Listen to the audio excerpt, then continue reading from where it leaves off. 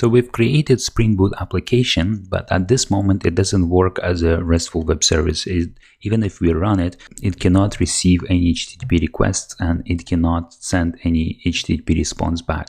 And I'm sure you are impatient to run this application and to see how it works. So in this video, I'll create a REST controller and I will add 4 simple methods that will accept HTTP request and will send out some information.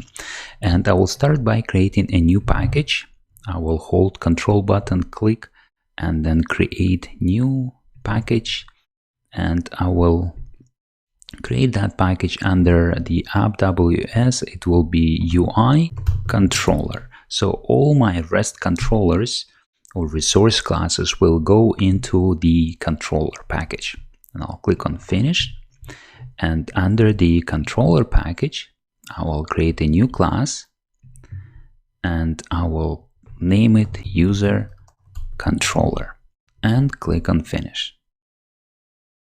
When our Spring Boot application starts, for this class to be able to receive HTTP requests, we will need to add a couple of very important annotations. One annotation is called REST controller. This will register this class as a REST controller and it will be able to receive HTTP requests when they're sent and match the URL path. And the next annotation is called request mapping. Let me import it.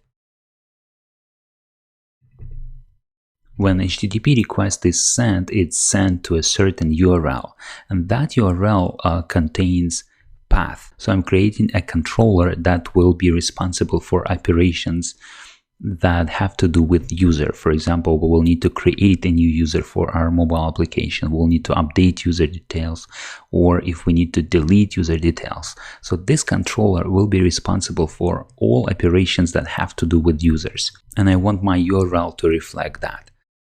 So I will make the request mapping for this user controller to start with users. And when I send HTTP request to one of the methods defined in this user controller, I will send it to the address HTTP and then localhost. And because it's running on Tomcat port 8080, I'll provide port number, and then I will have to provide the request mapping. So that will be users / and then an appropriate method which we are going to define will be triggered. So let's define those methods.